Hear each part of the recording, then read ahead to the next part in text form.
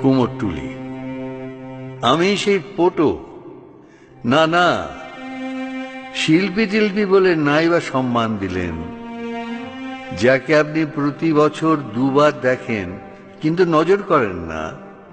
আমি সেই পটো কুমোরটুলির, আপনার পটো পাড়ার এক প্রতিমা বানিয়ে মাত্র, যে পড়ে থাকে কাদা মাটি পাট তুষ আর বাঁশ চটার কাঠামোর মতোই নিতান্ত অবহেলায় সম্বৎসর, তাই উপেক্ষাই জোটে।